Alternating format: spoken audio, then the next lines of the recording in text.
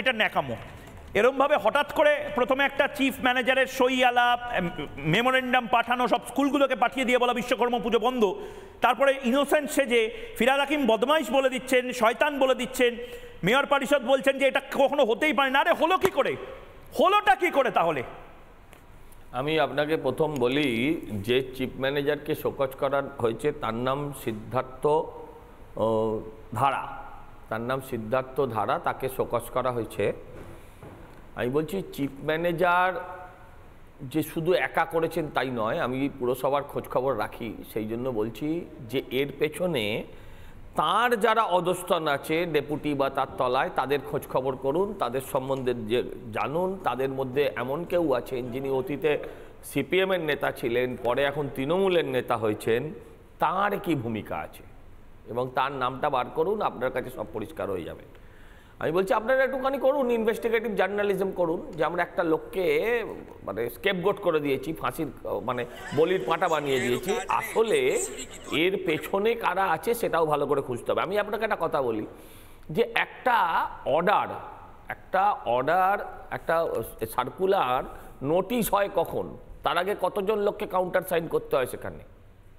Counter sign না করে তাহলে কি প্রতীকগুলো অর্ডারগুলো এইভাবেই বেরিয়ে যায়, কোনো একজনের সইতে বেরিয়ে যায়? এমএমআইসি বলছেন কিছু জানেন না, মেয়র বলছেন কিছু জানেন না, এ তো মুখ্যমন্ত্রীর ভাষা। আসলে ব্যাপারটা আপনাদেরকে বলি, আপনাদের মনে করিয়ে দিতে চাই, আমার আজকে সময় পাইনি, আমি যদি একটু সময় পাই হয়তো থাকতে থাকতে আমি দেখিয়ে দেবো।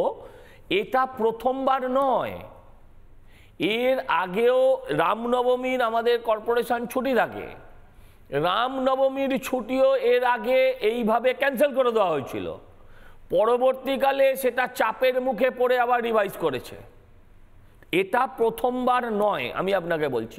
আর আমি যে বলছি যে ধরুন এই যে বলছেন মেয়র যে এগুলো সব প্ররোচনা, সাম্প্রদায়িক উস্কানি, বিজেপিকে মদত জোগানোর জন্য, মিথ্যে কথা।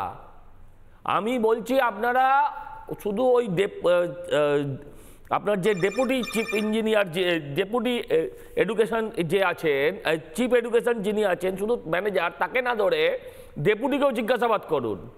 ডেপুটিকে জিজ্ঞাসাবাদ করলে অনেক তথ্য পাওয়া যাবে, বা চিফকে একটু প্রশ্ন করলে পাওয়া যাবে। কিন্তু আমি বলছি সরস্বতী পুজো দিয়ে ঝামেলা শুরু হয়েছে।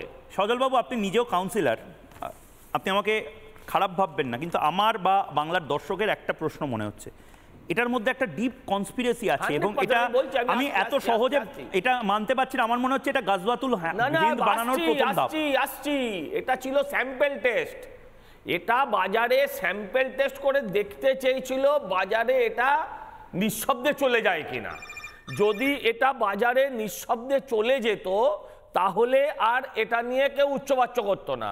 আপনারা আরো অনেক মিডিয়া সবাই এটা মানে সমস্বরে চিৎকার করাতে মেয়র স্টেপ ব্যাক করেছেন। আমি আপনাকে বলছি যে সরস্বতী পুজোর ওপর দিয়ে হামলা শুরু হয়েছিল, এখন স্কুলে তো মা সরস্বতীর আর কোনো জায়গা নেই, এমনি স্কুল তো উঠেই গেছে। শিক্ষা ব্যবস্থা পুরসভার, আমি আমার পাড়ার দুটো স্কুল আছে, আমি বলছি দুটো স্কুল গায়ে গায়ে আছে, তার মধ্যে আবার একটা মডেল স্কুল, হ্যাঁ, দুটো স্কুল মিলে কাগজে কলমে 18টা ছাত্র আছে, আপনি 8টা ছাত্রকেও স্কুলে পাবেন না।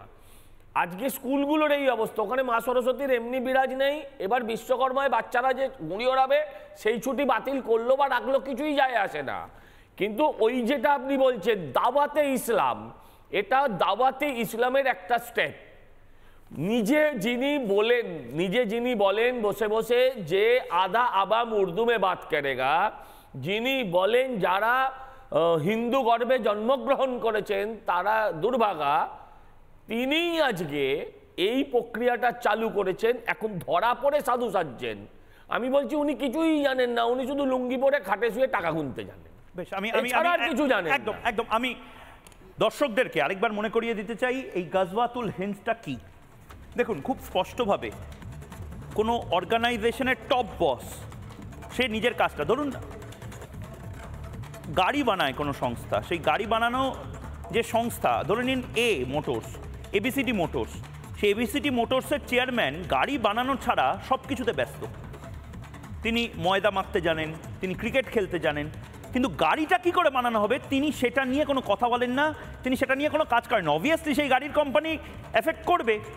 কলকাতা কর্পোরেশনের এই মুহূর্তে একটা সিরিয়াস মেয়রকে দরকার, কারণ এই মুহূর্তে যিনি মেয়র তিনি না ময়লা ফেলা নিয়ে চিন্তিত, না খোলা তার নিয়ে চিন্তিত, হেলা বাড়ি নিয়ে, হেলে পড়ে যাওয়া বাড়ি নিয়ে চিন্তিত, কোন বাড়িতে কে ঘুষ নিচ্ছে তা নিয়েও তিনি চিন্তিত নন, তিনি চিন্তিত দাওয়াতে ইসলাম নিয়ে। সুতরাং বস ইজ অলওয়েজ রাইট এমন একটা সিস্টেমে এই মুহূর্তে কর্পোরেশনটা চলছে, যেখানে কর্মীরা মনে করছেন যে হ্যাঁ দাওয়াতে ইসলাম নিয়ে মেয়র সাহেব নিশ্চয়ই ব্যস্ত আছেন, আমরা তাহলে গজওয়াতুল হিন্দটা বানাই, হয়তো টাকা পয়সা আসবে, হুজুররা বসে আছে মধ্যপ্রাচ্যে, আমাদের একটু টাকা পয়সা দেবে। গজওয়াতুল হিন্দটা কি?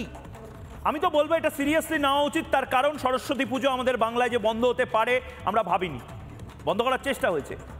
বিশ্বকর্মা পুজো যেমনটা সজল ঘোষ বললেন, এটা লিটমাস টেস্ট ছিল, বিশ্বকর্মা পুজোটা বন্ধ করে দেখি, একটু একটু করে বাকি সব পুজো বন্ধ করবো, বাচ্চাদেরকে বোঝাতে শুরু করবো, যেভাবে বোঝানো হয়েছে যে শিবরাত্রির দিনে কোনো বাইরের সম্রাট এসে কোনো মন্দির ভাঙার চেষ্টা করেনি, এরকমই একটা বোঝানোর চেষ্টা করবো।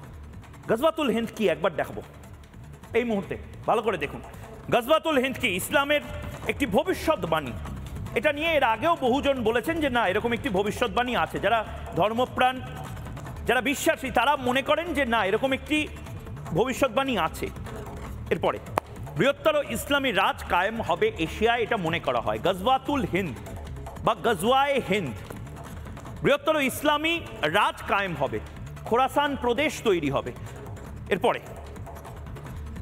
জিহাদের মাধ্যমে ভারত দখল হবে, অর্থাৎ মনে করা হয় ভারতের পাশে পাকিস্তান, বাংলাদেশ সহ এই গোটা যে ভারতীয় উপমহাদেশ এটাকে খিলাফত শাসনে কনভার্ট করে দেওয়া হবে, জিহাদের মাধ্যমে ভারত দখল হবে। আমি ভয় পাচ্ছি কলকাতা কর্পোরেশনে এর মধ্যে কি করে আসছে, কাফেরদের মেরে ইসলামী রাষ্ট্র প্রতিষ্ঠা হবে বলে গজওয়াতুল হিন্দে যে ডক্ট্রিন আছে বা প্রোটোকল আছে তাতে মনে করা হয়। এরপরে ভারত থেকে ইরান এক করে মোল্লাতন্ত্র কায়েম করার চেষ্টা হবে।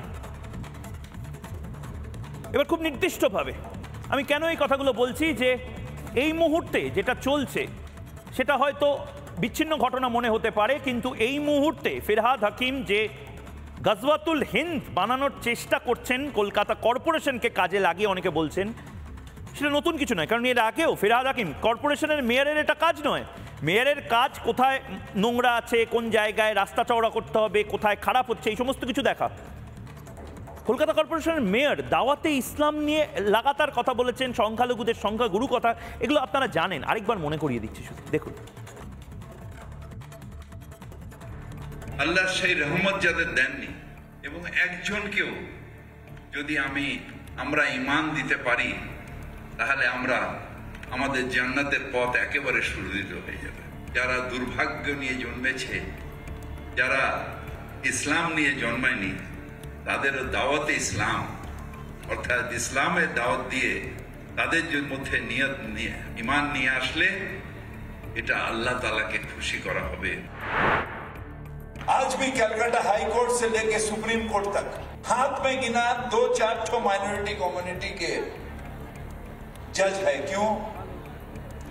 क्योंकि हमें उस काबिल बनाया नहीं गया इतना दिन तक जहां पर हम जस्टिस दे सके, और इसे कोई सी लिए नहीं। और आप सबके मेहनत ये पूरा कर सकता है, जहां पर हम आप जस्टिस देने के लायक बन गए। सब धर्म के हृदय दिए इज्जत दी, किंतु আমার নিজের ধর্মকে আমি 100% মানি।